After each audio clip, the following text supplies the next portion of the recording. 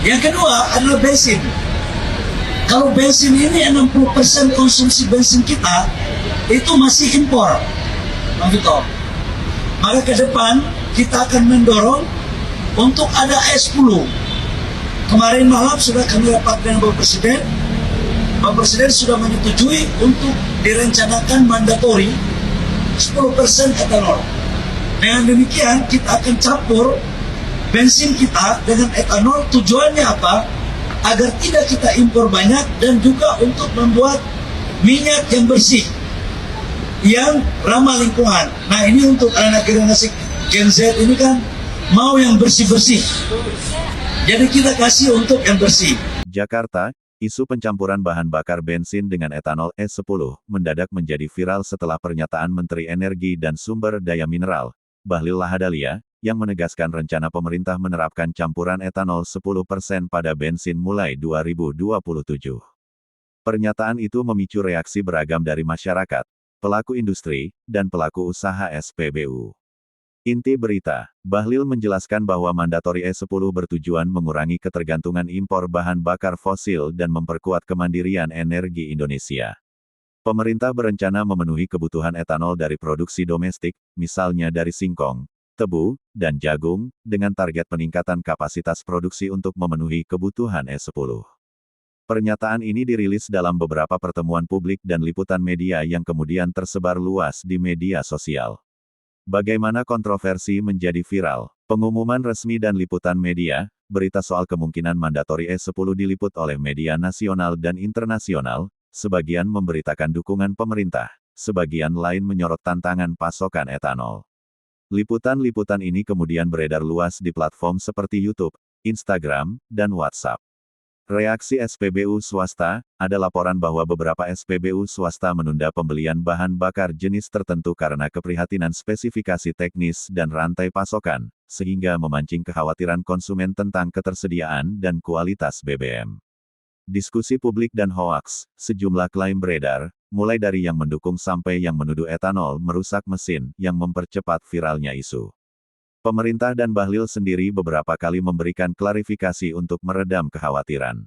Kronologi singkat, pengumuman kebijakan Oktober tahun 2025, Bahlil menyatakan rencana E10 dan bahwa pemerintah menargetkan pelaksanaan pada 2027, sambil menunggu kesiapan pasokan dan kajian teknis. Diskusi industri, Pertamina, Asosiasi Produsen Etanol, dan SPBU swasta berdiskusi tentang spesifikasi, kapasitas produksi, dan mekanisme distribusi. Reaksi publik dan media sosial, video penjelasan, potongan wawancara, dan postingan opini menyebar cepat. Beberapa akun menuduh etanol berbahaya tanpa bukti teknis lengkap. Bahlil dan timnya menyampaikan beberapa poin utama. Kemandirian energi, mengurangi impor minyak dengan memanfaatkan sumber domestik. Penciptaan lapangan kerja dan nilai tambah pertanian, pengembangan industri etanol dapat menyerap produksi komoditas lokal seperti singkong, tebu, dan jagung. Standar internasional, banyak negara sudah menerapkan campuran bioetanol. Pemerintah menyatakan akan mengikuti standar teknis dan uji coba sebelum mandatori.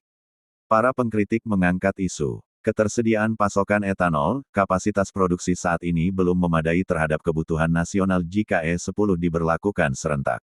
Data produksi dan kapasitas saat ini menjadi bahan perdebatan. Spesifikasi teknis dan kompatibilitas kendaraan, kelompok otomotif dan sebagian masyarakat mengkhawatirkan dampak jangka panjang ke mesin kendaraan, terutama kendaraan tua. Pemerintah menjanjikan kajian teknis dan uji kompatibilitas.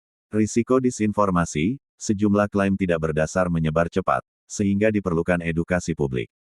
Ahli energi menilai E10 realistis bila ada fase implementasi bertahap dan penguatan rantai pasokan etanol. Perlu dukungan investasi dan insentif bagi pabrik etanol. Ahli otomotif menyarankan uji jalan dan standarisasi untuk memastikan tidak ada dampak negatif pada mesin kendaraan komersial dan pribadi. Ekonomi pertanian, dorongan permintaan etanol bisa menaikkan harga komoditas tertentu, positif bagi petani. Perlu pengaturan agar tidak memicu masalah pangan. Industri energi dan investasi, potensi masuknya investor etanol, MIS, dari Brasil, dan investasi pabrik serta infrastruktur pendukung.